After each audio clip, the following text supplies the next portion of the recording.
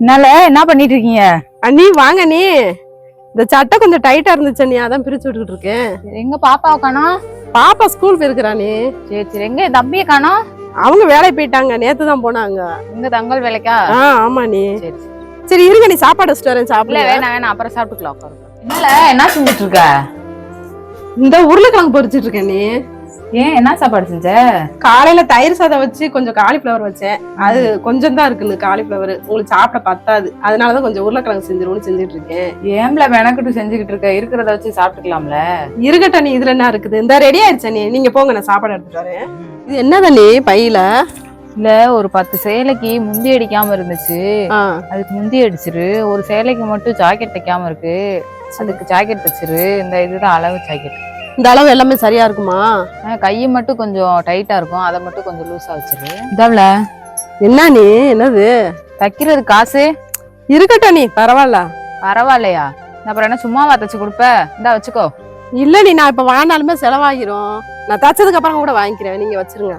நீ சொன்னா கேட்க மாட்டேன். சரி, தச்சதுக்கு அப்புறம் வாங்கிக்க. சரிங்க நீ. எங்க கிளம்பிட்ட?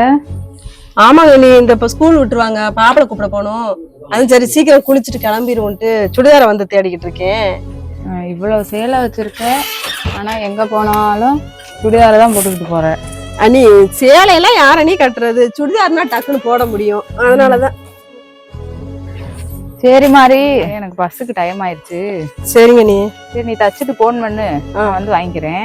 சரிங்க நீ, வரேன். சரிங்க நீ. என்னப்பா என்ன பண்றீங்க? பாப்பா என்ன செய்யறா? பாப்பா உள்ள ஓடிட்டா, வந்ததே சரின்னு. மாமா, அப்புறம் இன்னைக்கு அண்ணி வந்தாங்க, உங்க அக்கா. என்னப்பா என்ன சும்மா வந்த இல்லையா?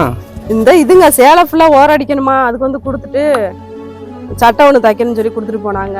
அப்படியே கையோட காசையும் கொடுத்தாங்கங்க, நான் வாங்க மாட்டேன்ட்டேன். ஏப்பா வாங்கிக்க வேண்டியதானே? எதுக்குங்க காசை வாங்கிட்டு தச்சு கொடுக்கு? அவங்க என்ன அடுத்தவங்களா? அதுக்கு இல்லப்பா, நான் பணம் அனுப்பின 2 நாள் ஆகும், நீ வர செலவு காசு இல்லைன்னு சொன்ன, அதை வாங்கிருக்கோம்லப்பா. இருக்கட்டும் மாமா, நம்ம கஷ்டம் நம்மளோட. மாமா இருங்க மாமா, அண்ணி லைன்ல வர்றாங்க, என்னன்னு கேட்டுக்கிறேன். இருங்க அண்ணி, சொல்லுங்க நீ. என்ன மாதிரி பாப்பாவை கூட்டிட்டு வந்துட்டியா? வந்துட்டா நீ, இப்பதான் வந்தோம். பீரோக்குள்ள உன்னோட ரோஸ் கலர் சேலை கீழே ஒரு 500 ரூபாய் காசு வச்சிருக்கேன், எடுத்துக்கோ. ஏன் நீ இப்படி செய்யறீங்க? நீங்க காசு கொடுத்தா தான் நான் தச்சு கொடுப்பேன்னு உங்ககிட்ட சொன்னா? அது எப்படி? உனக்கு என்ன ஊசி நூலு அதெல்லாம் என்ன சும்மாவா வருது? ஏன் குறுக்கு வலிக்க உட்காந்து தைக்கிறேன்? இருக்கட்டா நீ, நீங்க என்ன அடுத்தவங்களா? நம்ம சொந்தத்துக்குள்ள ஏன் நீ இப்படி எல்லாம் கணக்கு பார்த்துட்டு இருக்கீங்க? பாரு மாதிரி, தொழில் வேற, சொந்த பந்தம் வேற.